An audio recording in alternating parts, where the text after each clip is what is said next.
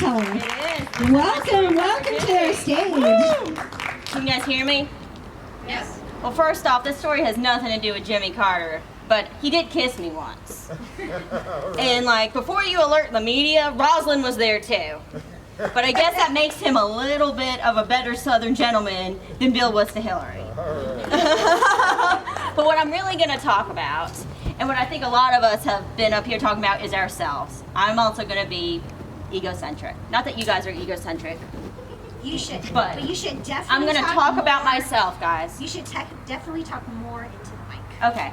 Can you guys hear me now? Yeah. Like the Verizon guy? Awesome.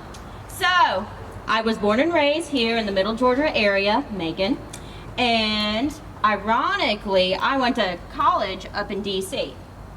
And because I went to I moved away from the small southern town and went up to the big city, I thought I was some big ass shit.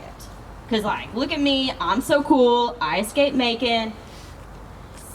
Yeah. And so after college, I took on a big girl job, and what a big girl job consisted of at 22-year-old me was being a preschool teacher to 12 2-year-olds at the Jewish Community Center. Yeah. And if you can't tell, I'm Jewish. Shalom.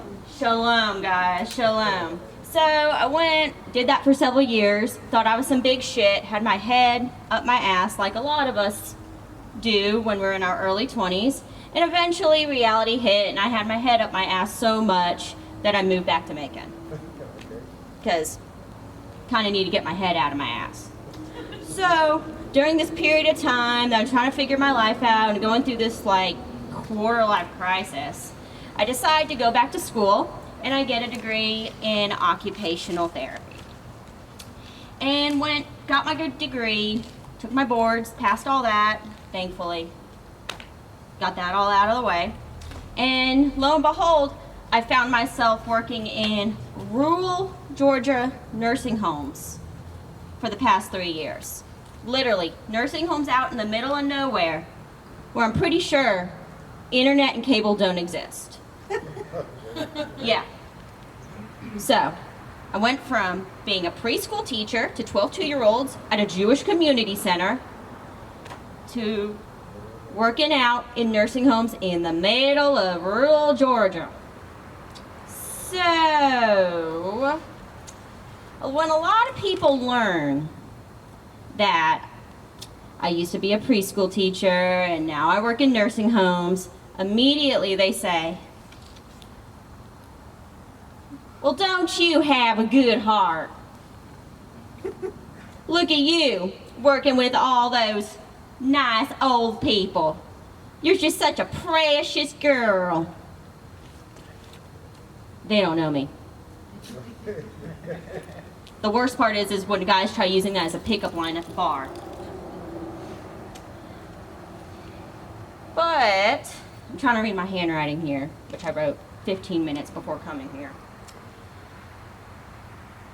But there's actually, a lot of people think that there's some huge differences between preschool age kids and old people. Because, I mean, there's like, what is there, like a 60, 70, 80 year age difference? I mean, something like that. So you think they'd have nothing in common. Totally wrong. Totally wrong. For starters, we could say that a lot of people that I do work with, they either have dementia or they have some sort of neurological deficit, which makes them revert back to some of their primal instincts and reflexes. So, which was kind of really similar to the 2-year-olds I taught, who we were trying to get them out of their primal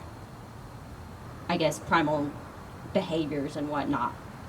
But despite that, there is one common aspect that I found in both these jobs. And, I mean, I'm trying to figure out the best way to say this. But in terms of Medicare-approved statements, it is, quote-unquote, increased functional independence and safety while engaged in peri-hygiene care. So yes, that is what I did. with 2-year-olds, I taught them how to get on that toilet and wipe their asses. And I do the same thing to 80-year-old men with dementia. Try to get them on the toilet and hope to dear God they don't fall off while they're wiping their asses. So, both in, I guess, in a figurative and literal way, we could say, I've always worked with shit. Which, makes sense, because I think there was a kid's book children's book or something once that was titled Everybody Poops. Makes total sense. I mean, come on, we all poop, right? Like, that's like normal. But, and I would probably say that when I was a preschool teacher, it was many things were a little different. We usually had a competition of how fast we could change all kids' 12 diapers in like a 5-minute time period. And now, there's things are a little different. It's now like kind of rolling Mr. Smith over to his side and saying, being like, okay, I'm gonna apply that hemorrhoid cream now, hopefully it won't hurt that much. Same, but some differences there. I guess we could call that, the circle of life. But one thing though, it's gonna be a tough one. So we all know, what do you think little boys and old men have in common? Wanky my Yankee. Close, but no, close. You're getting there. Small penises. Yes, small penises. So you start out with life with a small penis. Then in your middle ages, young adulthood and whatever, it kind of grows. It's kind of, hitting it large. And then, unfortunately, I guess I've witnessed this so many times, whatever, professionally speaking, but then we see that it kind of shrinks back and shrivels back. So you kind of go back to, how it was, when you were like 3 years old. So, circle of life of a penis, I guess we could say. So, when I'm trying to get these, when I was trying to get the little boys on the toilet and when I was trying to get the old men on the toilet, you do have a common problem I've observed when you have a small dick. What do you think happens?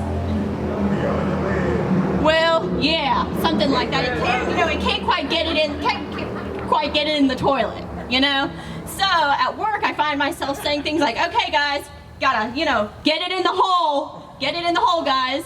And when I was a preschool teacher, I was blunt with my kids. I would never use the terms like, oh, put your little wee-wee in there. I would always say, okay, get the penis in the toilet. Make sure, it's not sticking out. Get the penis in the hole, guys. Get the penis. Okay, is it pointing downward? Now, think about it. Who here has ever had a job that they can, I guess, say that without there being some legal ramifications? All right, so you got 20 seconds. Okay. This girl can. Yeah. So, I guess what we could all say is either I would sound, in my professional life, I've either sound like a pedophile or I've sounded like a prostitute. So yeah, thank you guys. Thank you for listening to my life of a penis. Shannon, first time storyteller.